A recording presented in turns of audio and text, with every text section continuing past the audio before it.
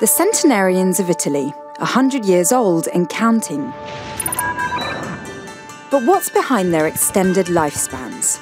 Scientists identify a blood biomarker that seems to protect their organs from the effects of aging. But why?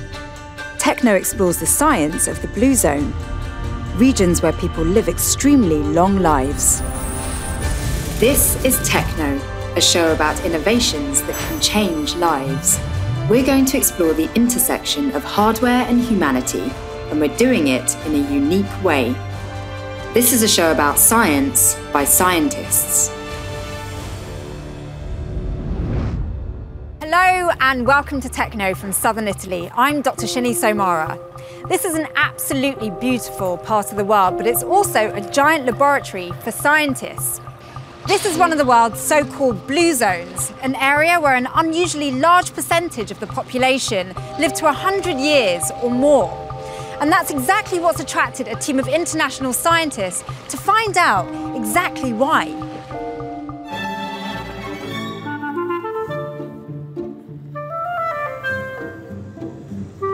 This is Istraživali, a village where time seems to stand still. Long enough for people like Antonio Vassallo and Mina Fedulo to grow old. He's 100, and at 93, she's the younger woman. They are married and have been for more than 64 years. Buongiorno. Buongiorno. Buongiorno. Buongiorno. These days, if you stroll by their seaside apartment, you're likely to capture a glimpse of the newly minted celebrities. They're becoming famous for growing old.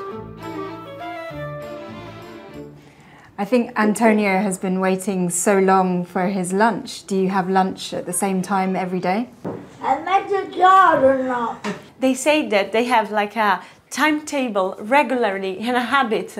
They have lunch at 12 in the morning and they have dinner at 5 in the evening, every time like that since 64 years ago.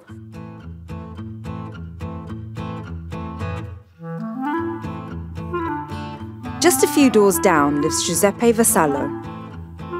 At 95 years old, he's also active and independent enough to freely walk the streets of the village.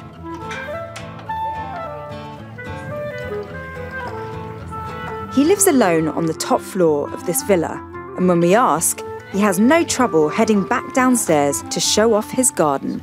Un grappolo di limoni. Limone? Sì. In most places, Giuseppe, Antonio and Mina would turn heads. But here, they're part of a robust community. This steep and winding road leads to one of the many villages that are scattered along the coast of Cilento. And they all share something very unique and special and celebrated thing in common. And that's that every village has at least one, sometimes more, centenarian living there.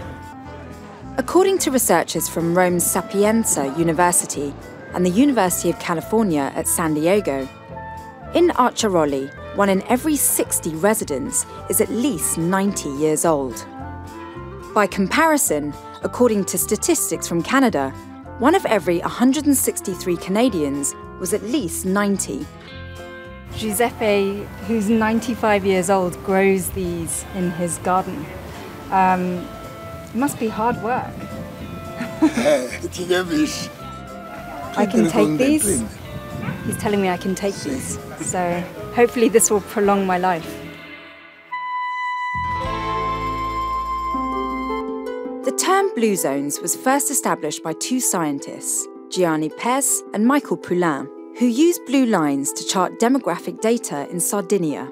Their 2004 landmark study identified Sardinia's Nuoro province as a region with an extraordinary high concentration of male centenarians, denoted by their blue lines. Since then, scientists have expanded the blue zone concept from Sardinia to include Okinawa, Japan, Nicoya, Costa Rica, Icaria, Greece, and Loma Linda, California. The question, what can be learned from the high concentration of centenarians living in Istraživali? Arciaroli is part of what's known as the Cilento coast of Italy, situated 104 kilometres south of Naples. Cilento is a rugged, picture-perfect region that features mountaintop villages that spill out to the Mediterranean Sea. Residents spend a lot of their time outdoors here, working their land and walking nearly all the time.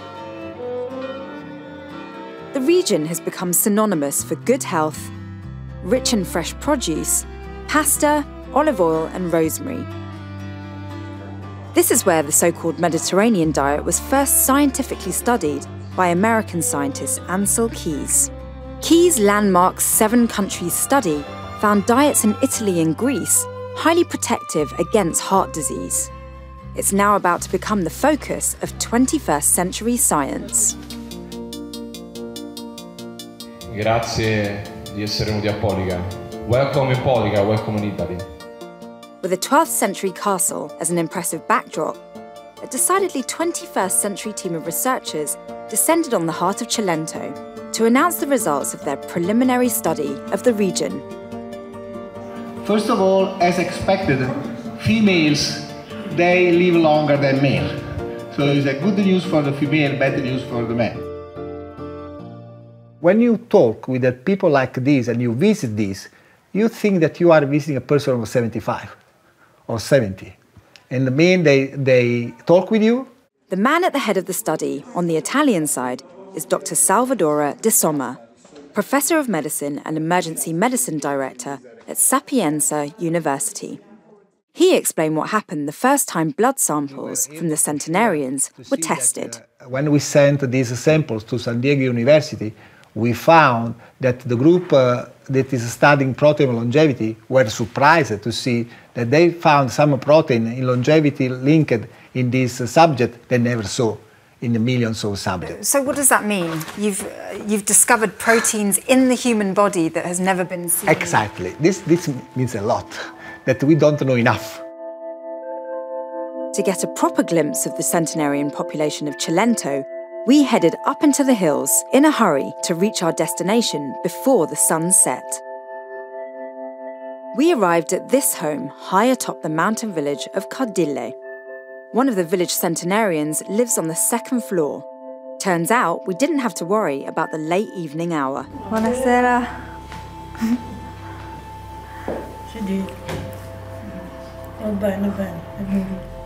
Giovanna Ruggiero was awake and spending time with her family. At 100 years of age, this is one incredible woman.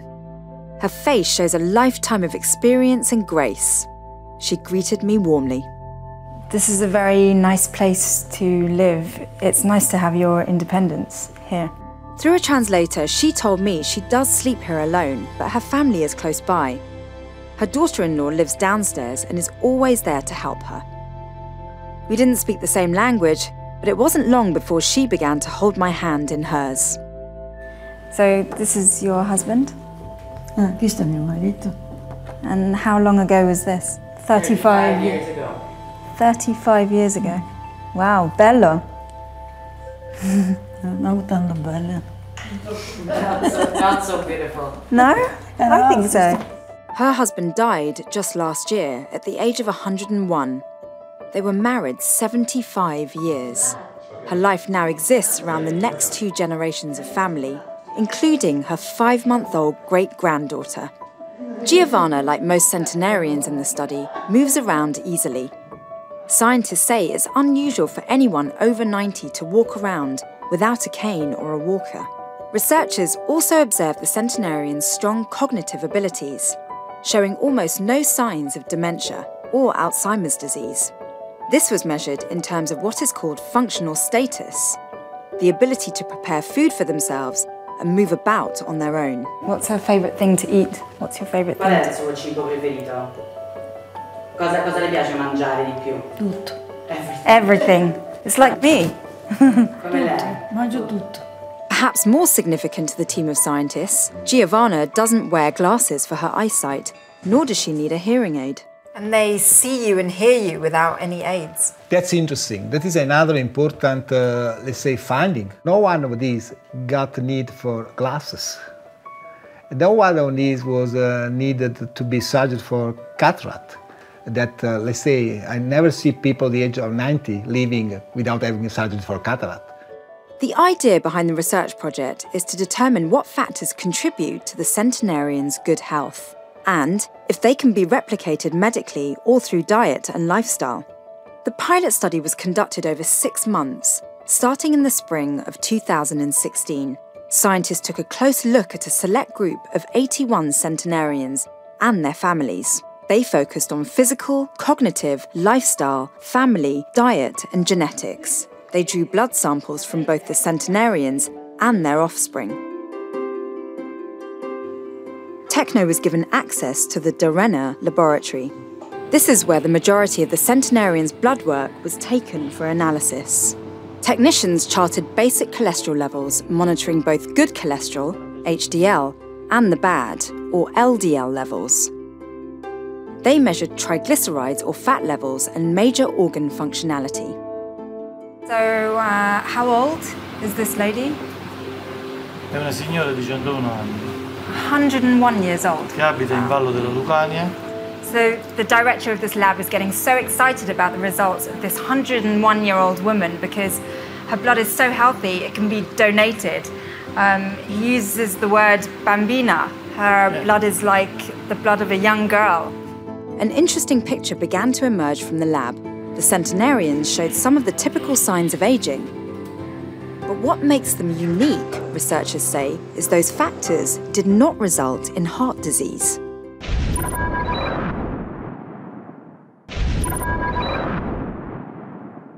Hypertension is a problem with the centenarians in the area, but oddly, not thickening of the arteries. How does that work together? These subjects, they have hypertension, and this is something that is expected because all the people of the age more than 85 or 90 has increased of blood pressure due to the fact that there is a kind of a stiffness of the arterioles that makes the level of pressure increased. But we're not able to find the same consequence. Here we see this dissociation. So we see people of the age of 90, hypertensive without heart failure. So in terms of physiopathology, this means that although these people have cardiovascular risk, like hypertension, they seem to be protected. They seem to be protected with something that is going to interfere with the process of development involvement of the heart. It took a team of scientists from Germany to start to unravel the mystery. They began by measuring specific biomarkers in the blood of the study objects. The blood. So I read how good or how bad someone is from blood biomarkers. Because the blood is telling you anything you need to know, or almost everything you need to know about healthy or thick subject. Andreas Bergman and Uta Kilger run a small biotech company in Germany. Both hold doctorate degrees in biochemistry. They supplied a test for a hormone called adrenomedulin they say is able to predict the health of the microcirculatory system, the vast blood supply network that supports the body's organs. The signal was the concentration of a hormone which is named adrenomedulin, and this hormone controls the microcirculation. And if the microcirculation is very good, there is no need of this hormone, it's very low. And if there's a bad microcirculation, it's up. And the very low values in the centenarians, this was a surprising finding.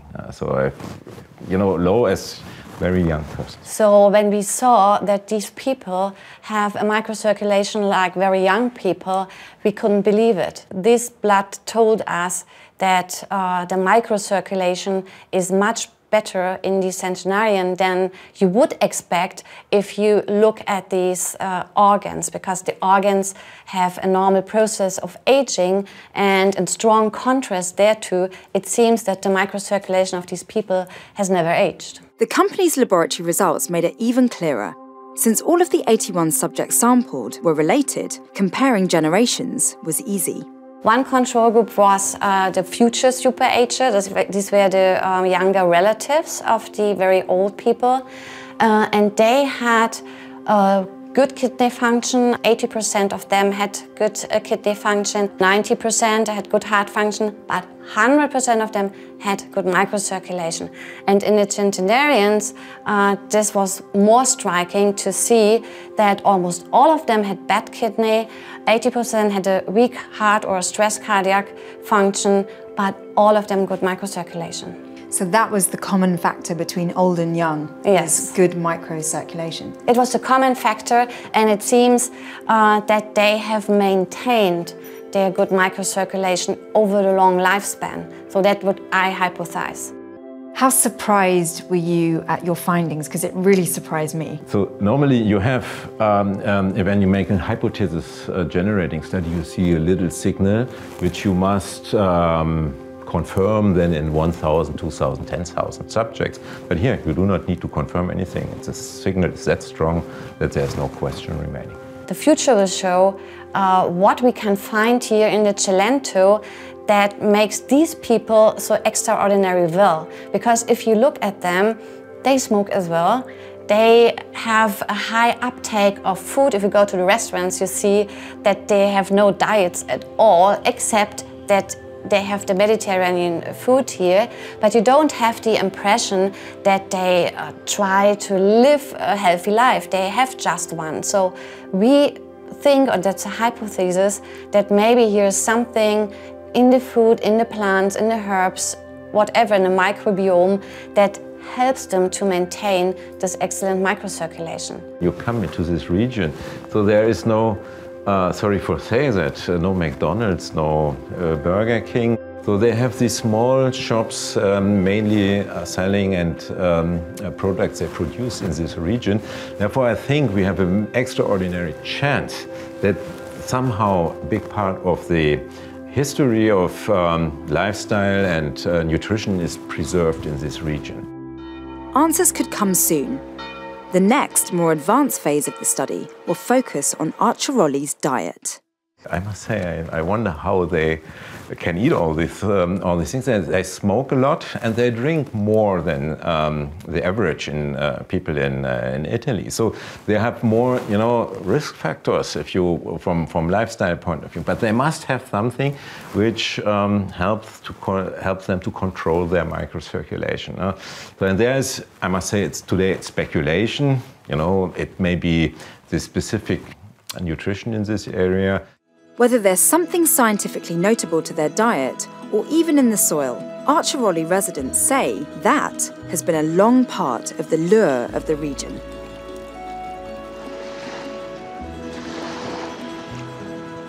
The Sabino family runs Hotel La Playa, one of the great waterfront resorts that sit along the shore of the Mediterranean Sea here. While they don't have a centenarian in their family, it was their grandfather who saw the importance of the region and made sure to connect this generation to the land and the food. The menu at their hotel features fresh ingredients, including produce grown locally. They own a farm just a few kilometres up the hillside. There's something about this area that is helping longevity of life. And I wonder if it's in the food that you're growing here. Organic here is not a trend. Here is what you have. They would not eat tomato in December because they know there are no tomato in December. Juliet represents Archeroli's next generation, but on her farm, they still grow the traditional crops, including rosemary. Scientists from the study team tell TechKnow they're looking closely at the rosemary grown here, because it may hold certain medicinal benefits. They don't yet know why, but say on the surface, it is more intensely flavoured than rosemary cultivated outside the region. Everyone here have their own garden and know how to grow stuff and know how to eat seasonal, but not because they choose it because it's healthier like we do. It's because that's what they have. Because even this piece of mint, I've just never smelt mint like this before. The thing is that here, the land is kind of virgin. Here, for example, before the farm, there was nothing. There was nothing, not even someone like growing stuff. So there is no danger that someone would have poisoned the earth or, you know, the plants or anything. And there are no industry here. All the land here, it's not yours because you have bought it like last year. It's yours because it was yours from your great-grandfather, then left it to your great-father, and then your father, and then you. So, who may still be alive, telling you how probably. to cultivate it. Yeah. They don't have gyms here, and although they are eating and taking alcohol, smoking, and so on. So there must be a secret to it. So finding the answer to that could be the key to a long life. One key, I would say. So I think it might be an important factor. It might be one of the keys, but I think life is usually more complex. The research team also cited the importance of another lifestyle factor, the family. Multiple generations provide support, as does the community at large.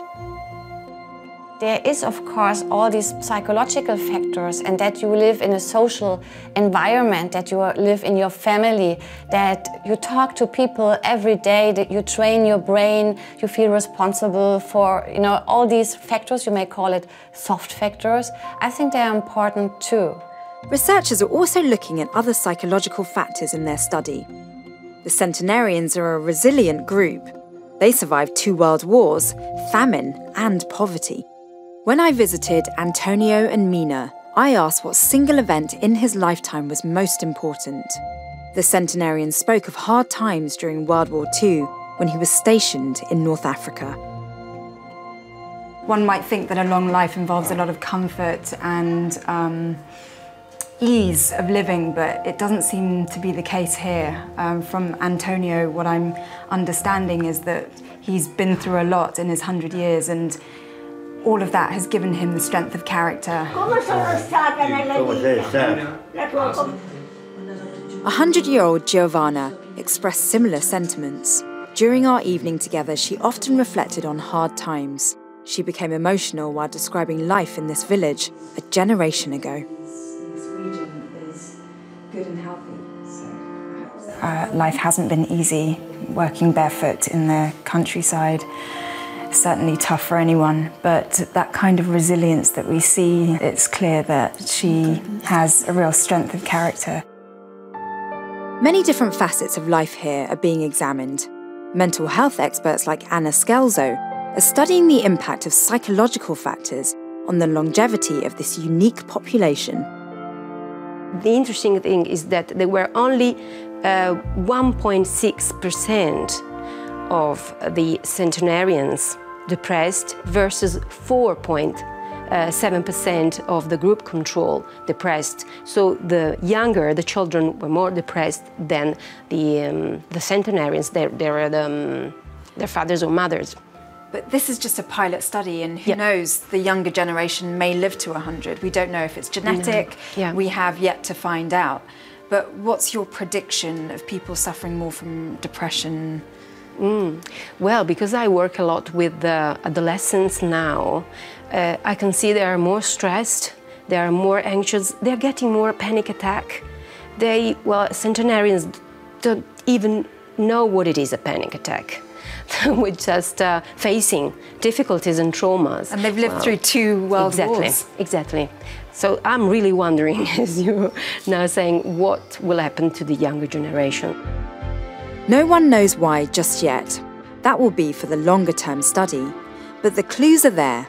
The world has discovered Istraživali, bringing outside influences to this quiet waterfront community.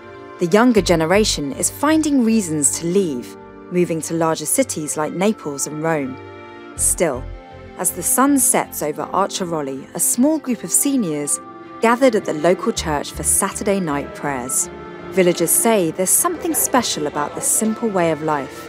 That, they say, cannot be measured by a blood test or a biomarker.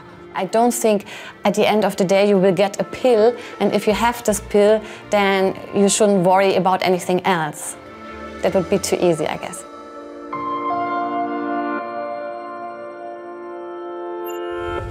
You know, I'll never forget 100-year-old Giovanna. wishing me a life longer than hers as we parted. And that could be a reality for all of us as the results unfold from the research that's happening in this region. And it could significantly influence or even change the way we think about diet, health and ageing in the future. For TechKnow, I'm Dr. Shini Somara in Italy. See you next time.